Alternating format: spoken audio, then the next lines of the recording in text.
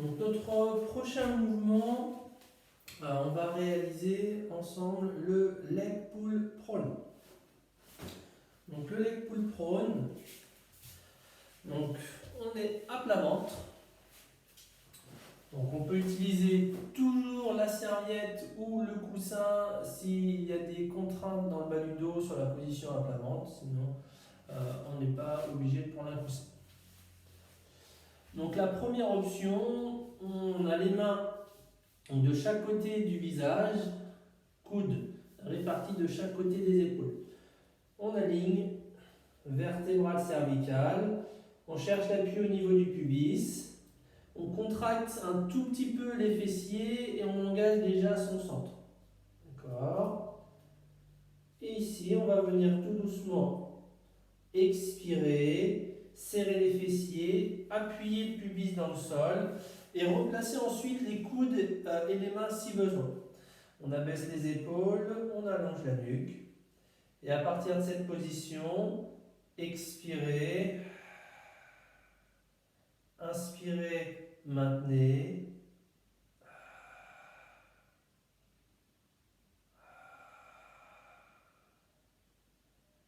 Donc pensez toujours la priorité au centre.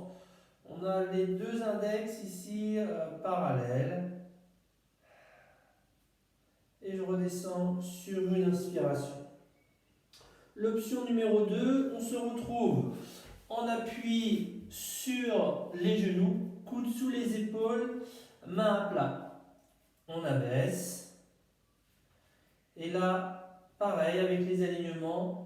Expirez, engagez muscle périnée transverse, creusez. Inspirez, stabilisez.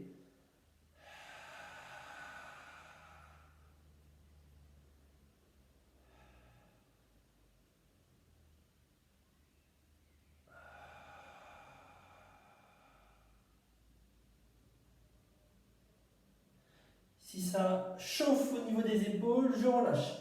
Je souffle, je libère. On essaie de réaliser les cycles respiratoires, ça peut être 2, 3 ou 5. Dès lors qu'il y a des contraintes au niveau des coudes, des épaules ou du dos, vous arrêtez, vous récupérez un petit peu et vous reprenez. C'est bien la priorité au niveau du centre, sentir le muscle transverse qui resserre et qui remonte. Et sur le souffle, le plus souvent possible, l'engagement du muscle périnée qui cherche à remonter, vraiment cet ascenseur. Prochain mouvement, on va ici passer sur le côté et on va venir réaliser donc le side bend. Donc le side bend, attention pour les personnes qui ont des problèmes d'épaule, vous allez avoir la première option où vous restez simplement statique. Donc on place les genoux au bord du tapis, le coude sous l'épaule. Là, je vais chercher à engager ici les obliques. Déjà, je pousse, je monte. Et vous voyez ici, là, je suis cassé au niveau de la colonne, je ne suis pas engagé. Là, je vais venir engager les obliques. Je contracte, je pousse, et là, j'y suis. Là, mon coude s'est éloigné, donc je le sens au niveau de mon épaule. C'est légèrement instable. Donc, je vais ramener le coude sous l'épaule. Et là, j'ai une bonne stabilité. Donc, je monte la poitrine. L'alignement cervical vertébral. On rentre bien son ventre. On serre la taille. Et on vient contracter les muscles du dos, voilà, dans cette région en dessous. Donc, si il y a des problèmes d'épaule, on reste ici et on réalise des cycles respiratoires. Expirez, périnée transverse, inspirez, maintenez, expirez, inspirez.